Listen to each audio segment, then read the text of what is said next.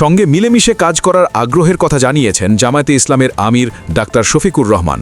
তিনি বলেছেন, বিএনপির ভারপ্রাপ্ত চেয়ারম্যান তারেক রহমান সহ দলের নেতারাও একই আকাঙ্ক্ষা প্রকাশ করেছেন, যা জামায়াতের অবস্থানের সঙ্গে সামঞ্জস্যপূর্ণ।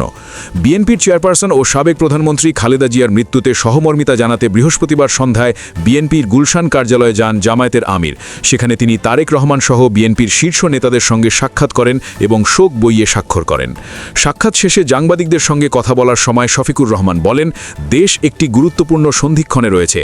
একই দিনে ত্রয়োদশ জাতীয় সংসদ নির্বাচন ও জুলাই জাতীয় সনদের গণভোট অনুষ্ঠিত হতে যাচ্ছে। তিনি নির্বাচন যেন নির্বিঘ্ন, সুন্দর ও গ্রহণযোগ্য হয় সে প্রত্যাশা ব্যক্ত করেন এবং জানান এই বিষয়েও বৈঠকে আলোচনা হয়েছে। তিনি আরও বলেন, জাতির স্থিতিশীলতা ও একটি সুন্দর রাজনৈতিক পরিবেশ ফিরিয়ে আনার স্বার্থে সবাই মিলে দায়িত্বশীলভাবে চিন্তা করার প্রয়োজন রয়েছে।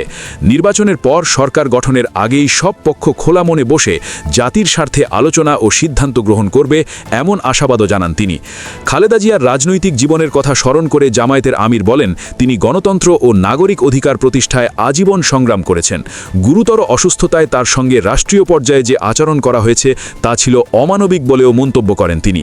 এ সময় বিএনপির মহাসচিব মির্জা ফখরুল ইসলাম আলমগীর সহ দলের জ্যেষ্ঠ নেতারা এবং জামায়াতে ইসলামীর কেন্দ্রীয় নেতারা উপস্থিত ছিলেন।